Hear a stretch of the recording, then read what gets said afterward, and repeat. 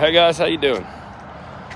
They got a different style of live where you can flip the camera, so I can go widescreen or this way, I think. And you guys can flip it back and forth too.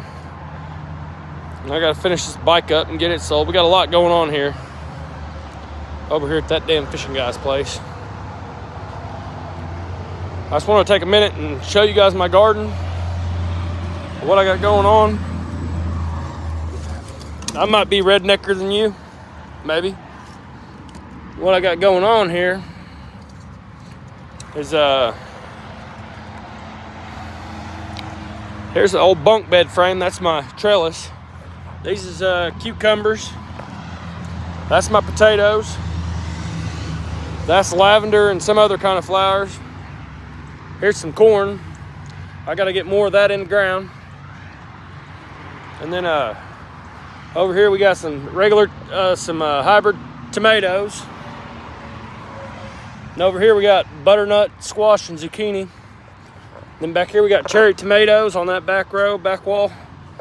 And we got jalapenos in those ones. I'm gonna take you guys back around here.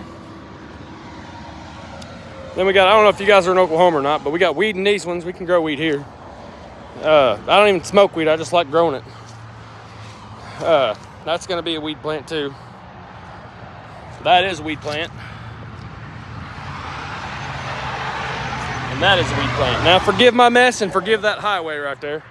But what I want to tell you guys is that you can see all the leaves and stuff in there and then the hole right there. And I literally compost to get my dirt and all my stuff.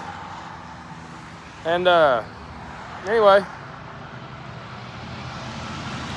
that's how I keep my dirt for my garden, keep my garden strong and healthy.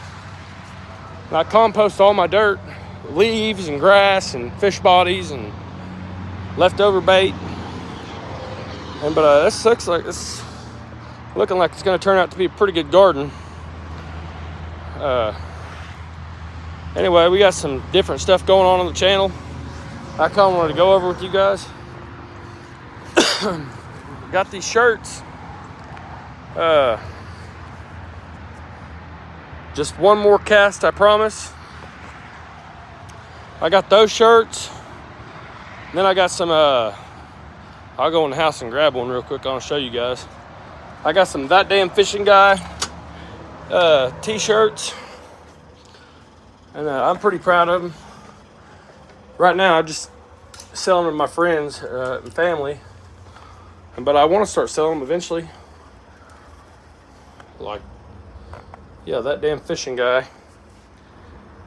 With the play button and all that. And then it just says That Damn Fishing Guy across the back. And then I'll show you how all this is possible. My wife, she's really smart.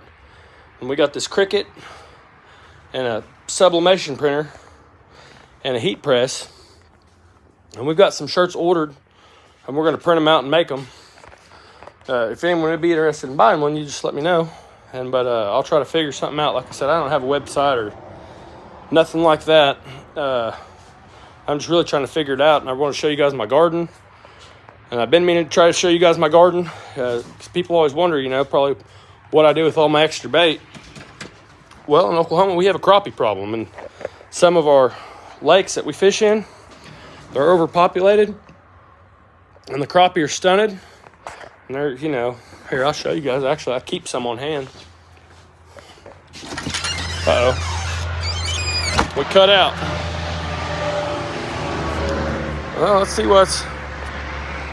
Tell me if it's connected, guys. I don't know what's going on. Here we go. We're good. I think we're good. Anyways. Yeah, I keep some of these stunted crappie on hand. And then whenever I go... Are we going again? Anyways. Whatever's left over, I compost it. Like whatever's deceased, passed away, didn't make it back from the trip. I compost them. I could just turn them back loose, but inevitably that's just hurting the lake worse. So I feel like anything that don't make the cut as bait or whatever, I just bring it home and put it in my compost. And I'll keep you guys up to date on this garden. But that's not even what I'm really excited about. What I'm really excited about to tell you guys is I got a fish tank today with a big old canister filter. And we're going to be trying to go out and get us a flathead. And a little bitty flathead. And you know, can't remember the name of that channel. That guy that has Moby in the fish tank, Bama Bass. Well, that's Alabama Moby, and Oklahoma Moby's a flathead. So we're going to have us an Oklahoma Moby. Anyways, and then I'll keep you guys. I want to do a weekly, like a weekly short or something, feeding that flathead. And I know the perfect spot to go catch baby flatheads too. Me and my wife, we've done it every year for a long time. And but anyway, I'm gonna go catch me a baby flathead this big. We're gonna see how big he grows in a year. We're gonna try and learn from feeding him. Like I'm gonna put it close to a window, so that way we can see how the barometric pressure and weather changes and cold snaps and just different things. We're gonna try to learn from having a flathead in a fish tank about their feeding patterns, when it's best to go fishing for them, and their preference on as far as food goes. We're gonna mess around with cut baits and see if that, you know, try dropping in like 2 pieces of cut bait or 3 pieces at one time. Like try a little piece of bluegill, a little piece of shad, and a little piece of crappie, or maybe even 4, like a little piece of white bass, and see which one he prefers out of all 4 of them, and maybe get 2 or 3 flatheads, so that way we can get a, you know, because maybe he's just a picky flathead and he only likes one thing versus over another. And then we're going to try and see, we're going to experiment on different, like the barometric pressure and the weather changes and all that stuff, and try the different foods with that stuff too, to see if the weather is dependent on what they'd rather eat.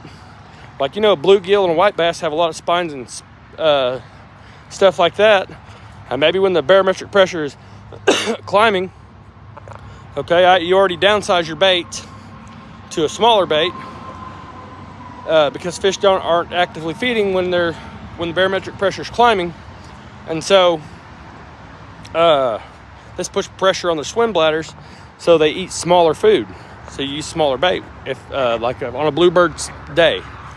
If there's clouds and you know, they could see the jet streams in the sky from airplanes and stuff like that, that means the barometric pressure is steady. That's a good time to be fishing, so you use a bigger bait. But we're going to see if they would prefer a soft shad over a spiny bluegill, all that stuff. That's what we're trying to figure out.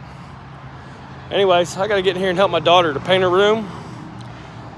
And as soon as I get that fish tank set up, I will I'll make a video on it and show you guys.